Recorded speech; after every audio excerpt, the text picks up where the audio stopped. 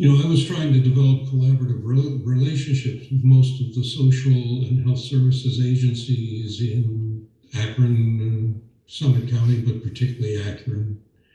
And I was successful for most, but there were one or two that were concerned, perhaps about me taking over, or who just didn't want to collaborate with any for whatever their reasons might be.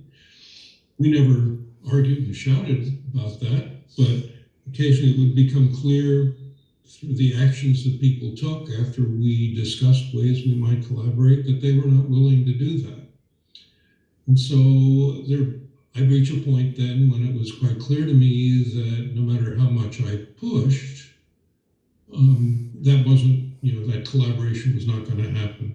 So I just then dropped it and went on to something else. There's no reason to waste time fiddling with that issue when it wasn't likely to come out the way I wanted. And I had plenty of other opportunities on my plate, plenty of other issues on my plate as well.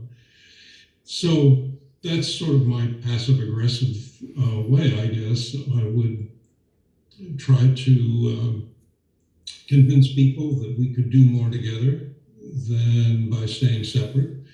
But sometimes that just meant their ego wasn't able to accept that, or maybe they were concerned that their own organization might disappear a little bit. I don't know. But when their actions made it clear, no matter what they said, that collaboration was not going to occur, then I essentially walked away from it. I never chastised them for it. I just stopped talking about it, always thinking maybe there'll be another opportunity sometime, and looked for that opportunity. Certainly that happened with trying to get the health departments to merge when the boards of health of the other two organizations decided not to join, despite lots of effort to try to get them to join together as one and consider becoming a single health department. As you know, that didn't happen until 6 or 7 or 8 years after I retired. But, so there were other ways to deal with that and get some of the collaboration we needed and to make life better for our patients and for the communities without actually getting to the formal merger.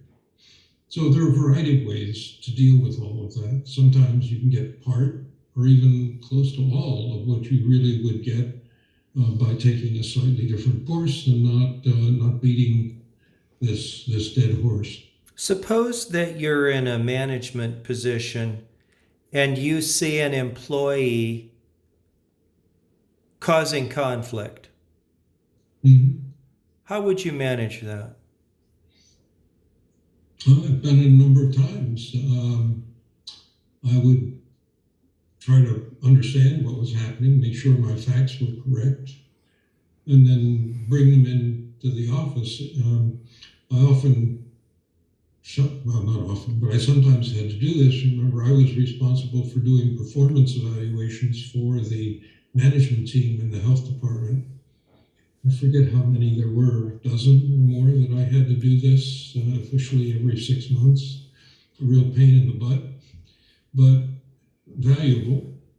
And so there were opportunities to sit down and try to point out what I had heard or had observed and ask them their side of the story and why they thought this was occurring, what the problem was. And then we would talk about ways to try to minimize that as time went on. And because I was doing performance evaluations, I was in a position to officially monitor this and see if they were able to change their behavior or find a more appropriate way, if they were the problem, to change their behavior, or find a more appropriate way to deal with behavior issues of people they supervised. Okay. We're going to move on now. I'm going to reset and then we'll... Recording stopped.